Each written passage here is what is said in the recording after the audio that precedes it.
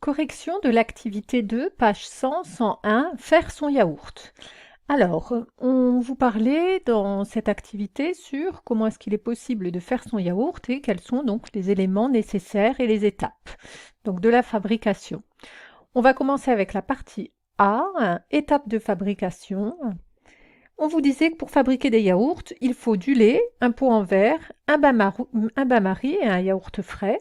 Et puis ensuite, on vous donnait tout le protocole. Donc en versant le lait, en ajoutant une cuillère de yaourt frais qui contient des micro-organismes, les ferments lactiques. Fallait bien remuer, couvrir et placer au bain-marie à 45 degrés pendant 5 heures. Et en première question, on vous dit quelles sont les matières premières nécessaires à la fabrication d'un yaourt. Donc matières premières, ce sont les ingrédients. Donc on voyait que pour fabriquer un yaourt, il nous fallait deux choses, du lait et un yaourt frais.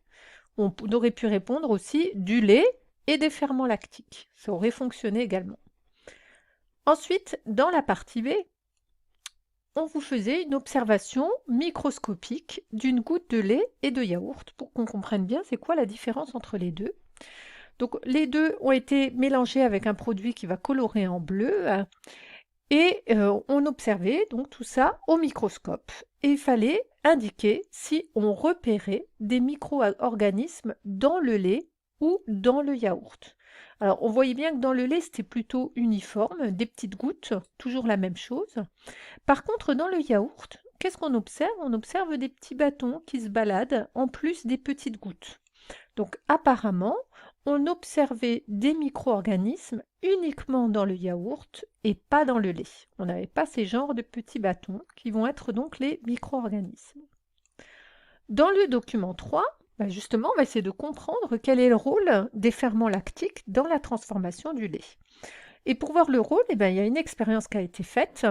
Ce qu'on va faire, c'est qu'on va prendre du lait, on va ensemencer avec une cuillère de yaourt dans le premier cas et suivre le bon protocole, c'est-à-dire mettre au bain-marie pendant 45 minutes pendant 5 heures.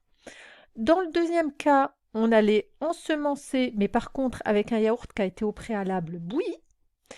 Et puis dans le dernier cas, là on ne mettait même pas de yaourt. Et qu'est-ce qu'on constatait? On constatait qu'on obtenait un yaourt, tant dans l'aspect que dans le goût, uniquement dans le premier cas.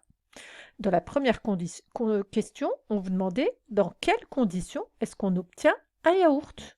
Bien, on voyait que pour obtenir du yaourt, qu'est-ce qu'il fallait? Il fallait effectivement un yaourt frais, qui n'a pas été chauffé, un yaourt frais, du lait, et puis un bain-marie à 45 degrés. Et on avait vu donc qu'avec du yaourt bouilli ou sans yaourt, ça ne fonctionnait pas. Dans la deuxième question, qu'est-ce qu'on pouvait conclure de cette expérience?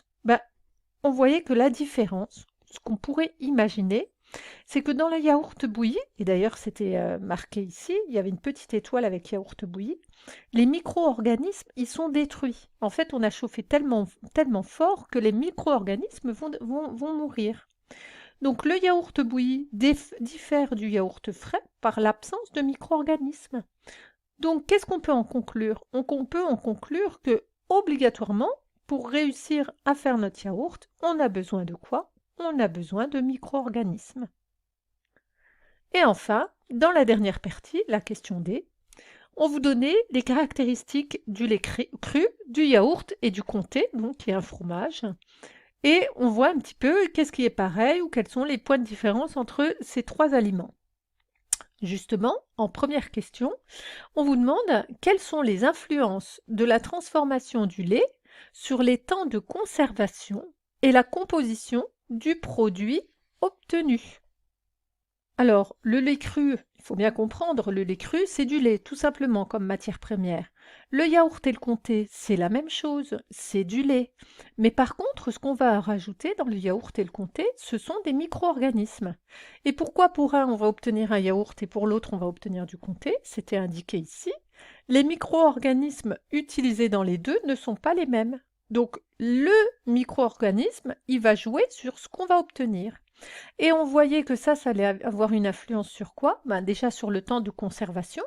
On voit que le lait cru, il va se conserver 3 jours au frais, alors que le yaourt se conserve 10 jours, et le comté environ 2 mois au frais. Donc le fait de mettre des micro-organismes, la conservation, elle peut être allongée. Et puis on voit que ça va aussi avoir une influence sur la composition, puisque par exemple dans le comté, il n'y a plus de glucides, alors qu'on en avait dans le lait cru et dans le yaourt. Par contre, on va avoir un peu plus de protéines et puis plus de lipides. Donc, on pouvait donner comme réponse que les transformations du lait par les micro-organismes permettent d'augmenter le temps de conservation et elles vont également modifier les teneurs en composants du produit. Par exemple, le comté qui se conserve 20 fois plus longtemps que le lait et qui ne contient plus de glucides.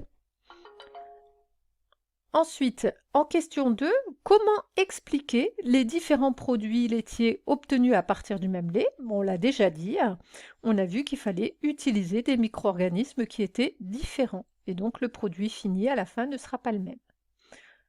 On peut faire un petit bilan où on nous demandait de rédiger un texte qui décrit le rôle des micro-organismes dans la fabrication des yaourts et fromages et l'intérêt de les utiliser.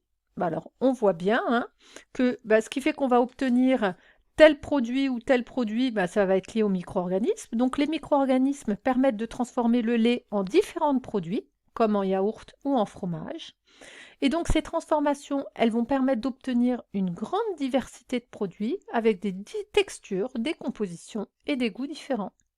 Et puis d'un autre côté, on a vu que ça permettait aussi de conserver des produits laitiers plus longtemps que le lait.